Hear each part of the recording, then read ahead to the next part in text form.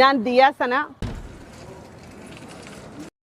ഞാനിപ്പോൾ വന്നിരിക്കുന്നത് ഒരുപാട് കാര്യങ്ങൾ നിങ്ങളോട് സംസാരിക്കാൻ വേണ്ടിയിട്ടാണ്.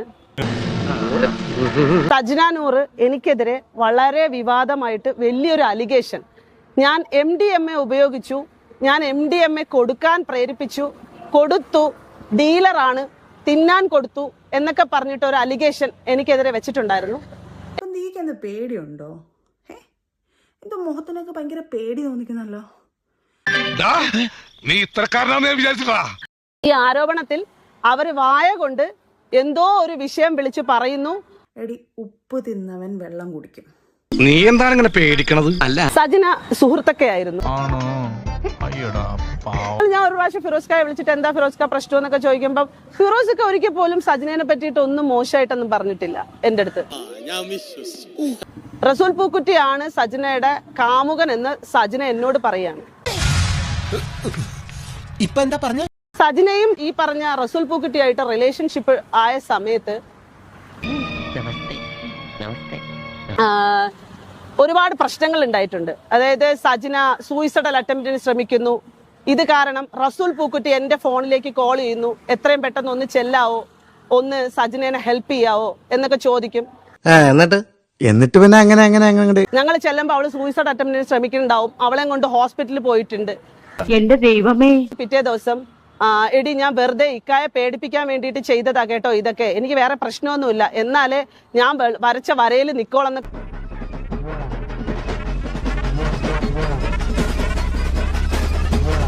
ഡ്രഗ്സിനെതിരെ സംസാരിക്കുന്ന ഒരു ആക്ടിവിസ്റ്റ് ആണ് ഞാൻ. നിന്റെ കൂടെ ഉള്ള ആൾക്കാർ നിന്നെ പണിയാത്ത എന്താണെന്നറിയാവോ? കാരണം അവരും സെയിം തെറ്റ് ചെയ്യുന്നുണ്ട്. ഡ്രഗ്സിനെതിരെ സംസാരിക്കാണ്. ഇന്നും ഡ്രഗ്സിനെതിരെ സംസാരിച്ചോണ്ട് എവിടെ വേണമെങ്കിലും എന്ത് ചലഞ്ചിന്റെ ഭാഗമായി മാറാൻ ഞാൻ തയ്യാറാണ്. മാനസിക രോഗം പിടിച്ചിട്ട്, പ്രാന്ത് പിടിച്ചിട്ട്, കുറെ റിലേഷൻഷിപ്പും കുറെ ആണുങ്ങളുമായിട്ട് കുറെ ബന്ധങ്ങളും ഉണ്ടാക്കി എല്ലാ ആളുകളെയും ഫ്രോഡാക്കി, എല്ലാ ആളുകളുടെ കയ്യിൽ നിന്ന് കാശ് മേടിച്ച് ആളുകളുടെ തട്ടിപ്പും നടത്തി, വെട്ടിപ്പും നടത്തി.